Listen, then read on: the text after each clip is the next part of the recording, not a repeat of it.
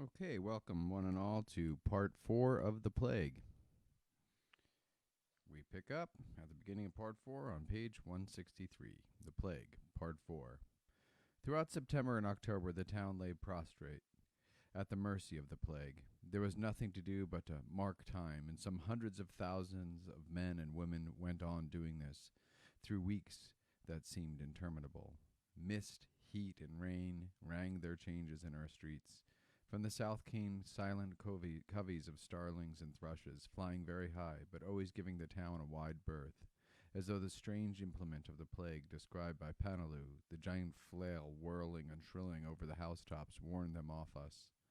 At the beginning of October, torrents of rain swept the streets clean, and all the time nothing more important befell us than the multitudinous marking time. It was now that Ria and his friends came to realize how exhausted they were. Indeed, the workers in the sanitary squads had given up trying to cope with their fatigue. Ria noticed the change coming over his associates, and himself as well, and it took the form of a strange indifference to everything. Men, for instance, who hitherto had shown a keen interest in every scrap of news concerning the plague, now displayed none at all. Lambert, who had been temporarily put in charge of a quarantine station, his hotel had been taken over for this purpose, could state at any moment the exact number of persons under his observation and every detail of the procedure he had laid down for the prompt evacuation of those who suddenly developed symptoms of the disease was firmly fixed in his mind. The same was true of the statistics of the effects of anti-plague inoculations on the persons in his quarantine station. Nevertheless, he could not have told you the week's total of plague deaths, and he could not even have said if the figure was rising or falling. And meanwhile, in spite of everything, he had not lost hope of being able to make his getaway from one day to another. As for the others, working themselves almost to a standstill throughout the day and far into the night, they never bothered to read a newspaper or listen to the radio. When told of some unlooked-for recovery, they made a show of interest, but actually received the news with the stolid indifference that we may imagine the fighting man in a great war to feel who, worn out by the incessant strain and mindful only of the duties daily assigned to him, has ceased even to hope for the decisive battle or the bugle call of armistice. Though he still worked out methodically the figures relating to the plague, Grand would certainly have been quite unable to say to what they pointed. Unlike Rieux, Rambert, and Tarrou, who obviously had great powers of endurance, he had never had good health, and now, in addition to his duties in the municipal office, he had his night work and his secretarial post under Rieux. One could see that the strain was telling on him, and if he managed to keep going, it was thanks to 2 or 3 fixed ideas, one of which was to take, the moment the plague ended, a complete vacation of a week at least, which he would devote hats off to his work in progress. He was also becoming subject to excesses of sentimentality, and at such times would unburden himself to Rieux about Jean. Where was she now, he wondered. Did her thoughts sometimes turn to him when she read the papers? It was Grand to whom one day Rieux caught himself talking, much to his own surprise, about his wife, and in the most commonplace terms, something he had never done as yet to anyone. Doubtful how far he could trust his wife's telegrams, their tone was always reassuring, he decided to wire the house physician of the sanatorium. The reply informed him that her condition had worsened, but everything was being done to arrest further progress of the disease. He had kept the news to himself so far, and could only put it down to his nervous exhaustion that he passed it on to Grand. After talking to the doctor about Jean, Grand had asked some questions about Madame Rieux, and on hearing Rieux's reply said, "You know, it's wonderful the cures they bring off nowadays." Rieux agreed, merely adding that the long separation was beginning to tell on him, and what was more, he might have helped his wife to make a good recovery, whereas, as things were, she must be feeling terribly lonely. After which he fell silent, and gave only evasive answers to Grand's further questions. Others were in much the same state. Tarrou held his own better, but the entries in his diary show that while his curiosity had kept its depth, it had lost its diversity. Indeed, throughout this period the only person apparently who really interested him was Cotard. In the evening at Rieux's apartment, where he had come to live now that the hotel was requisitioned as a quarantine center, he paid little or no attention to Grand and the doctor when they read over the day's statistics.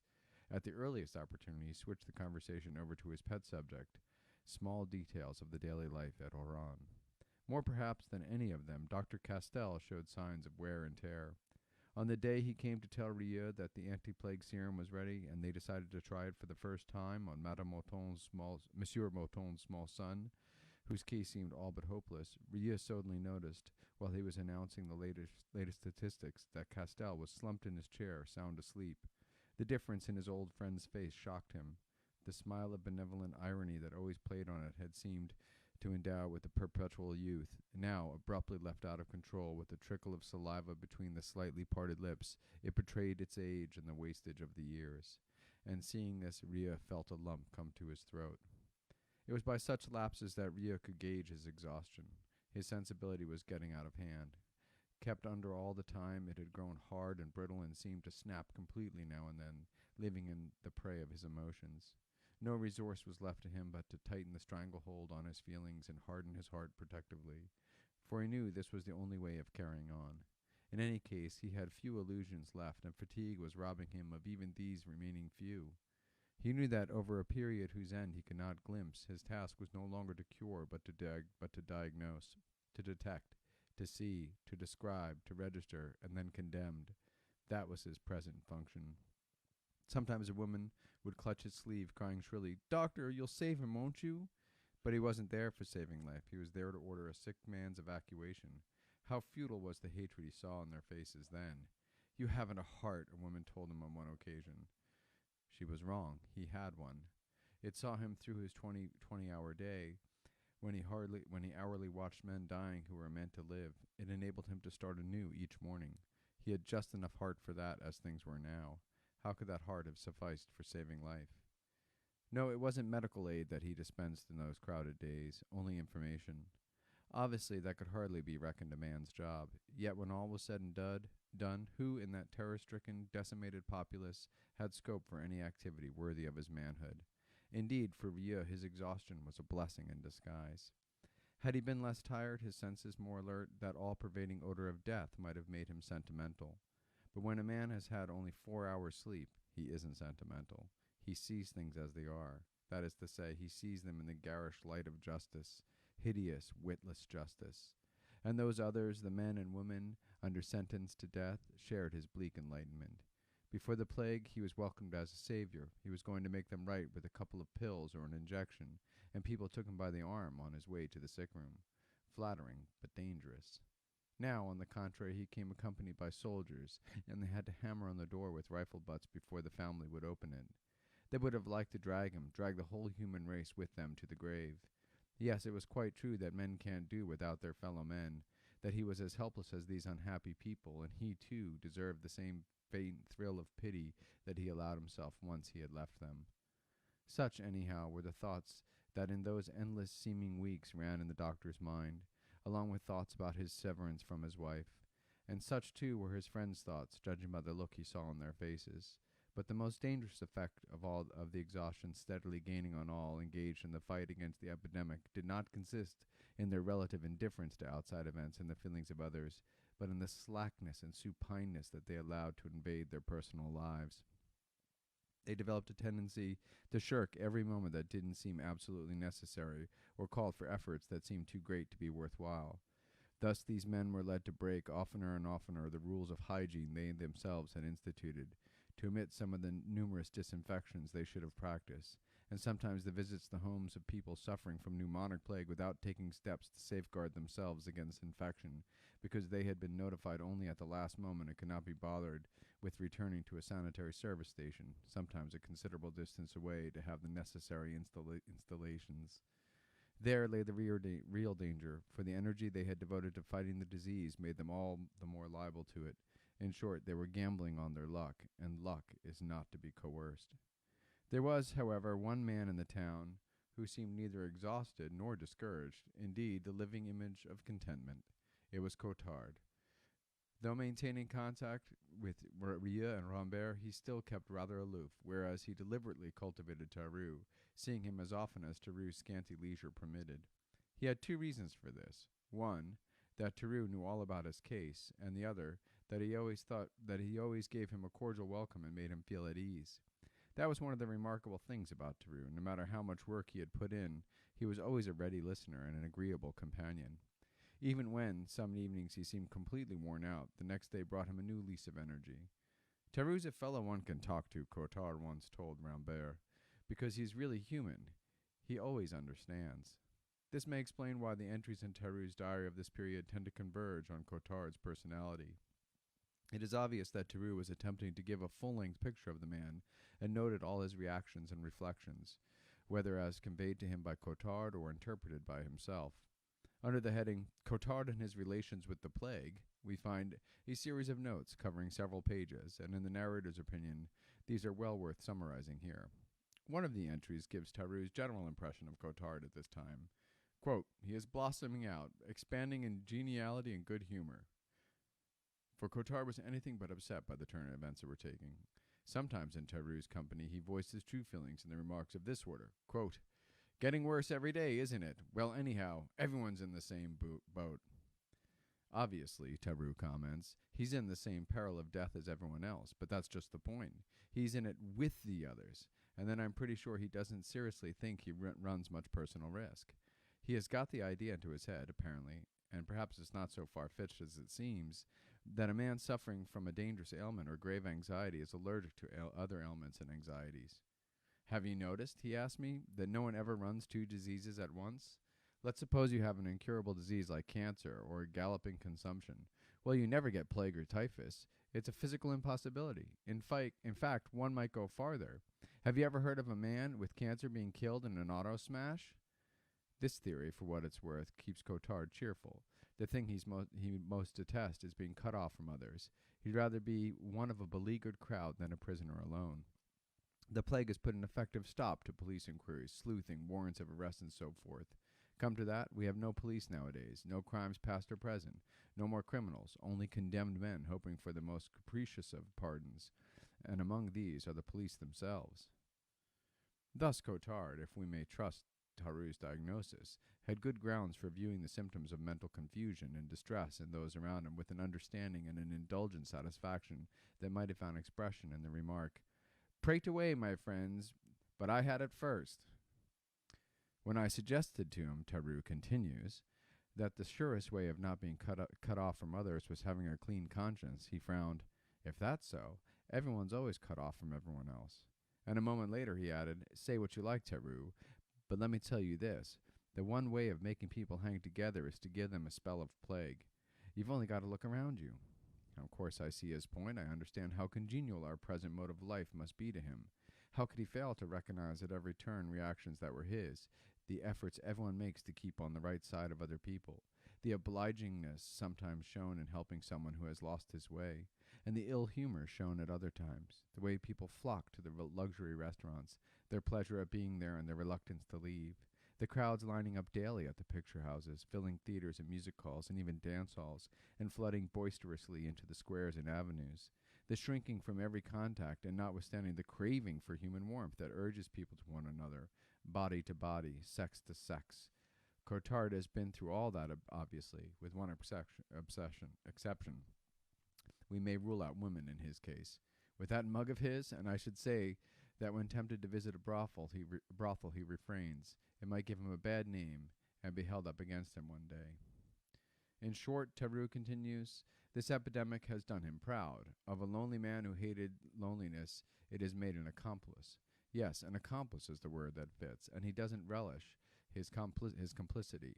He is happily at one with all around him, with their superstitions, their groundless panics, the susceptibilities of people whose nerves are always on the stretch, with their fixed idea of talking the least possible about plague and nevertheless talking of it all the time, with their abject terror at the slightest headache, now that they know headache to be an early symptom of the disease, and lastly, with the frayed, irritable sensibility that takes offense at trifling oversights and brings tears to their eyes over the loss of a trouser button.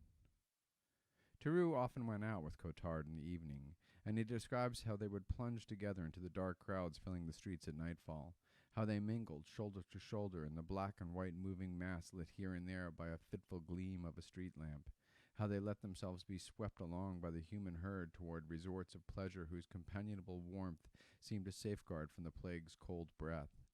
What Cotard had some months previously been looking for in public places, luxury and the lavish life, the frenzied orgies he had dreamed of without being able to procure them. These were now the quest of a whole populace. Though prices soared inevitably, never had so much money been squandered, while bare necessities were often lacking. Never had so much been spent on superfluities. All the recreations of leisure, due though it was now to unemployment, multiplied 100-fold. Sometimes Tarrou and Cotard would follow for some minutes one of these amorous couples who in the past would have tried to hide the passion drawing them to each other, but now, pressed closely to each other's side, paraded the streets among the crowd with the trance-like self-absorption of great lovers, oblivious of the people around them. Cotard watched them gloatingly. "Good work, my dears," he'd exclaimed. "Go to it." Even his voice had changed, grown louder. As Tarrou wrote, he was blossoming out in the congenial atmosphere of mass excitement, fantastically large tips clinking on cafe tables, love affairs shaping under their eyes. However, Tarrou seemed to detect little, if any, spitefulness in Cotard's attitude. His "I've been through the mill myself" had more pity than triumph in it. "I suspect," Tarrou wrote, "that he's getting quite fond of these people shut up under their little patch of sky or within their city walls. For instance, he'd like to explain to them, if he had a chance, that it isn't so terrible as all that. You hear them saying," he told me, "after the plague I'll do this or that. They're eating their hearts out instead of staying put, and they don't even realize their privileges. Take my case. Could I say, after my arrest I'll do this or that? Arrest's the beginning, not an end. Whereas plague. Do you know what I think? They're fretting simply because they won't let themselves go, and I know what I'm talking about." Yes, he knows what he's talking about, Tarrou added. He has an insight into the anomalies in the lives of the people here, though they have an instinctive craving for human contacts, can't bring themselves to yield to it because of the mistrust that keeps them apart. For it's common knowledge that you can't trust your neighbor. He may pass the disease to you without your knowing it, and take advantage of a moment of inadvertence on your part to infect you. When one has spent one's days, as Cotard has, seeing a possible police spy in everyone, even in persons he feels drawn to, it's easy to understand this reaction. One can have fellow feelings towards people who are haunted by the idea that when they least expect it, plague may land its cold hand on their shoulders, and is perhaps about to do so at the very moment when one is congratulating oneself on being safe and sound. So far as this is possible, he is at ease under a reign of terror. But I suspect that, just because he has been through it before them, he can't wholly share with them the agony of this feeling of uncertainty that never leaves them. It comes to this. Like all of us who have not yet died of plague, he fully realizes that his freedom and his life may be snatched from him at any moment. But since he personally has learned what it is to live in a state of constant fear, he finds it normal that others should come to know this state. Or perhaps it should be put like this. Fear seems to him more bearable under these conditions than it was when he had to bear its burden alone. In this respect he's wrong, and this makes him harder to understand than other people. Still, after all, that's why he is worth a greater effort to understand. Tarrou's notes end with the story illustrating the curious state of mind arrived at no less by Cotard than by other dwellers in the plague-stricken town. The story recreates as nearly as may be the curiously feverish atmosphere of this period, and that is why the narrator attaches importance to it. One evening, Cotard and Tarrou went to the municipal opera house, where Gluck's Orpheus was being performed. Cotard had invited Tarrou.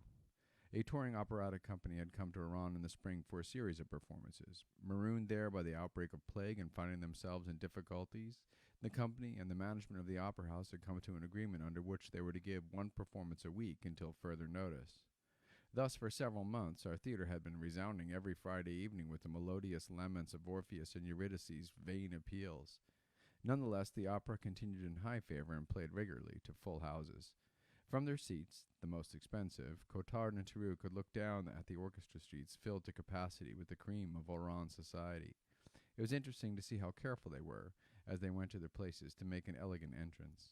While the musicians were discreetly tuning up, men in evening dress could be seen moving from one row to another, bowing gracefully to friends under the flood of light bathing the proscenium.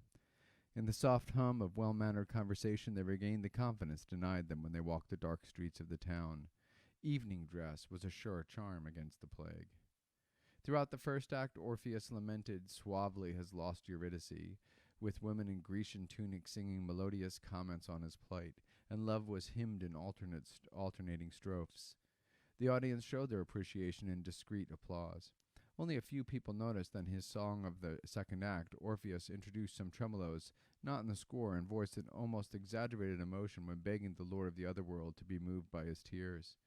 Some rather jerky movements he indulged in gave our connoisseurs of stagecraft an impression of clever, if slightly overdone effects, intended to bring out the emotion of the words he sang.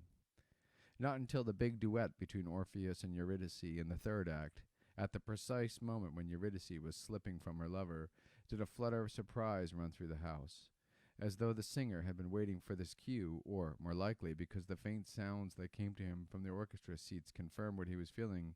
He chose this moment to stagger grotesquely to the floodlights, his arms and legs splayed out under his antique robe, and fall down in the middle of the property sheepfold, always out of place, but now, in the eyes of the spectator, significantly, appallingly so. For at the same moment the orchestra stopped playing, the audience rose and began to leave the auditorium, slowly and silently at first, like worshippers leaving church when the service ends, or a death chamber after a farewell visit to the dead, women lifting their skirts and moving with bowed heads, men steering the ladies by the elbows to prevent their brushing against the tip-up seats at the ends of the rows. But gradually their movements quickened. Whispers rose to exclamations, and finally the crowd stampeded towards the exits, wedged together in the bottlenecks, pouring out into the street in a confused mass with shrill cries of dismay. Cotard and Tarrou, who had merely risen from their seats, gazed down at what was a dramatic picture of their life in those days. Plague on the stage in the guise of a disarticulated mummer, and in the auditorium the toys of luxury, so futile now, forgotten fans and lace shawls derelict on the red plush seats. And that is the end of today's reading.